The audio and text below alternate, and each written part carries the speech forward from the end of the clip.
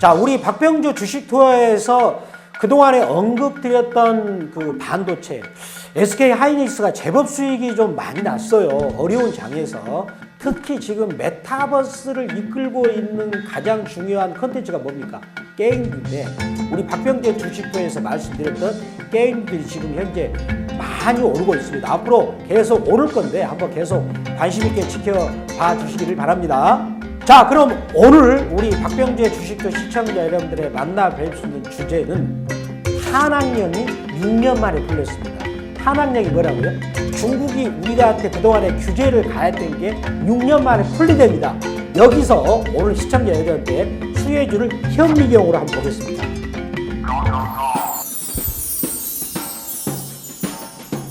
구독, 알람 설정하시면 수익의 열매가 듬뿍 오실 겁니다.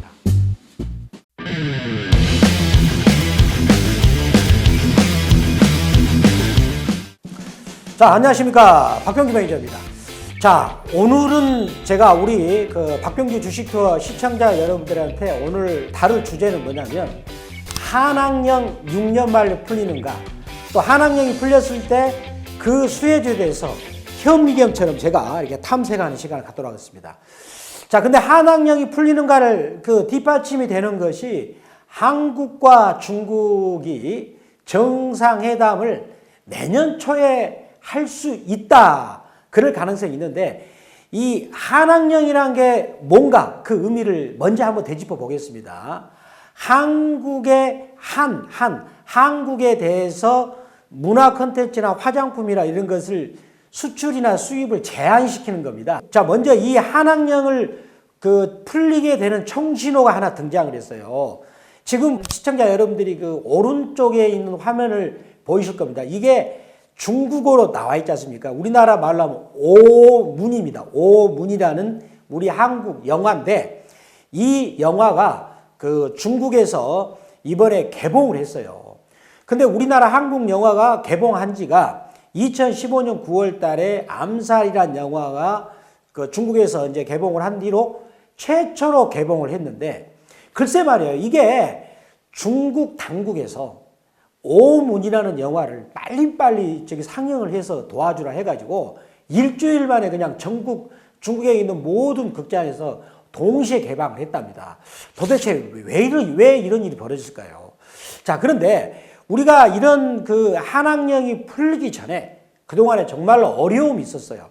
자, 어떤 어려움이 있었는가 예를 들어 본다면 그 2016년 그때 8월 달에 남한의 그 사드라는 그 미사일 그게 배치가 되고 나서 중국이 이제 우리나라의 화장품이나 각종 영화 드라마나 이거를 중국에 반영을 못하도록 제한을 시켰잖아요. 이게 이제 한학령이라는 보복 조치인데 그 뒤로 중국 단체 관광객이 우리나라에 오지를 못했어요. 이 사건이 터지고 나서 우리 그 관련 주가를 보시면 얼마나 심각하게 됐는가를 제가 주가로 보시면 정확하게 시청자 여러분들이 이해할 수가 있습니다. 그거를 제가 한번 보면서 말씀드릴게요.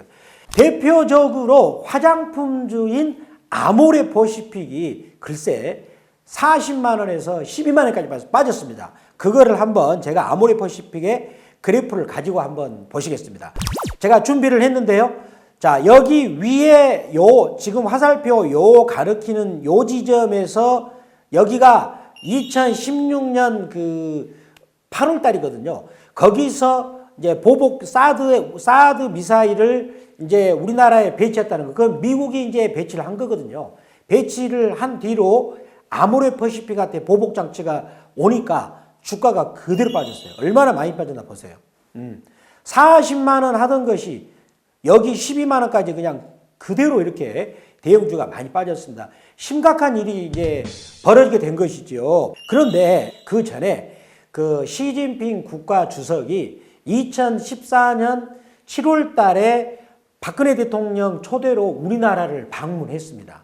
방문하니까 또 어떤 일이 벌어졌습니까? 앞으로 이제 이런 일이 벌어질 건데 올해 내년 초에 이제 코로나 때문에 시진핑 국가 주석이 우리나라를 방문하지 못하지만 화상으로라도 이제 7년 만에 정상회담이 열린 겁니다. 그게 이제 한학령이 풀리면서 본격적으로 우리나라 컨텐츠가 중국으로 들어갈 수 있는 기회가 되는데, 근데 그 전에 시진핑 국가주석이 우리나라 온 뒤로 그 뒤로 어떻게 됐는가? 화장품 수출이 중국으로 밀물듯이 들어갑니다. 그리고 중국 관광객들이 우리나라에 밀물듯이 와가지고 명동은 중국 사람들은 바글바글 발 디딤이 없었습니다.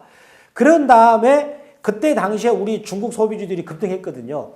그리고 코리아나라는 화장품, 이 코리아나라는 화장품이 중국의 그 소비자들이 오기 전에는 뭐 20년 동안 계속 적자를 보는 회사였어요. 그 회사가 떼돈을 벌면서 코리아나 주가가 어떻게 됐는가를 한번 제가 그래프를 한번 보여드리겠습니다. 코리아나 이 그래프 주가입니다.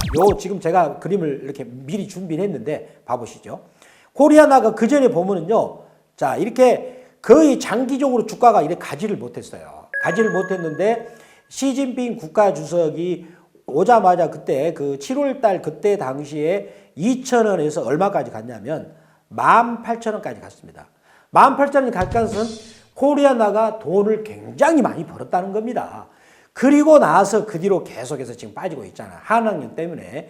자, 그리고 그것뿐만 아니라 웹젠이라는 그 웹젠이라는 게임주도 거기 보시면 오른쪽 화면에 한자로 전민기적이라고 써 있죠. 요게 웹젠이라는 이 게임주도 그 뒤로 2014년에 7월달 이후로 하필이면 또 시진핑 국가주석이 우리나라에 온 뒤로입니다. 방문한 뒤로 무려 주가가 800% 급등했는데 그때 전민기적이 중국에서 대히트를 쳤습니다.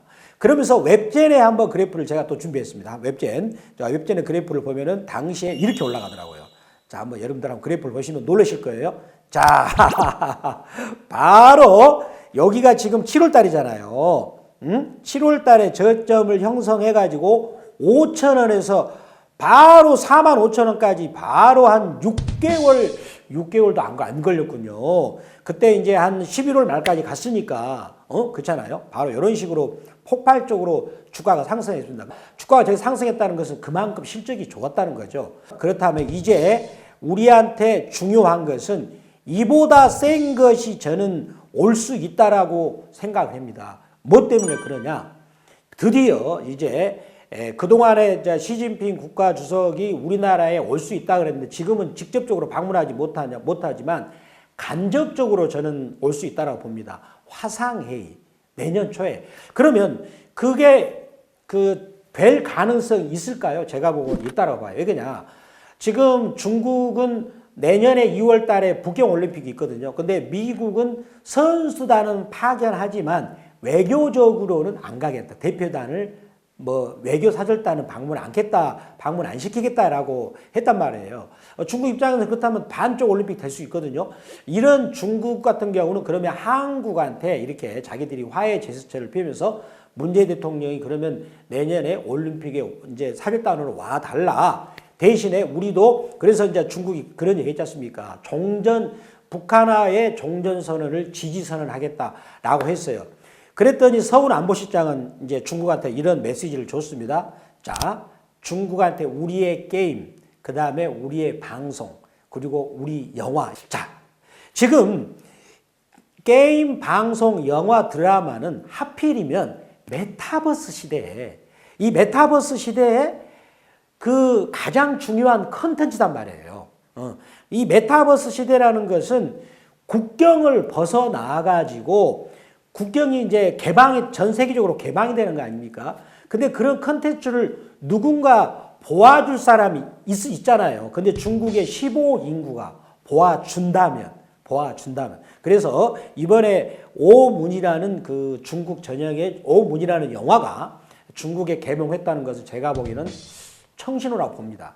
이 박병주 매니저처럼 이렇게 지금 그 내년에 화상 정상회담을 가지고 이 주제를 가지고 이렇게 먼저 치고 가는 사람은 없을 겁니다.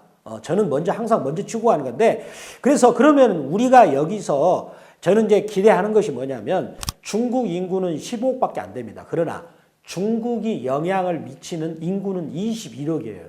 동남아시아, 말레이시아, 인도네시아 그쪽은 중국 화교권이 경제를 장악하고 있습니다. 그쪽 인구가 21억이 되고요.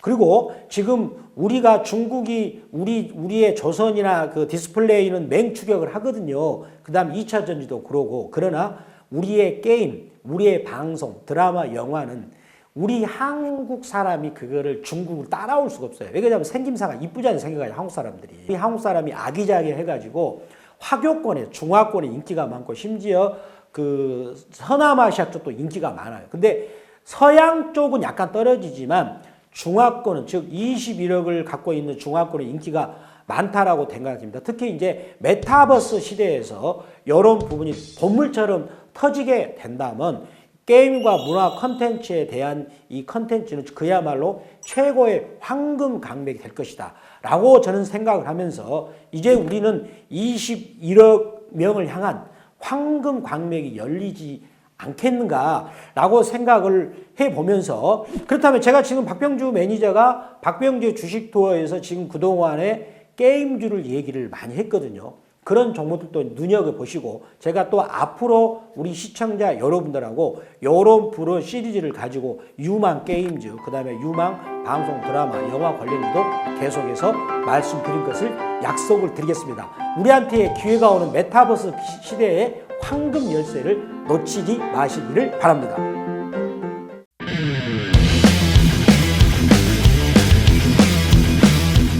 여러분 지금 구독하시면 돈이 보입니다. 구독, 좋아요.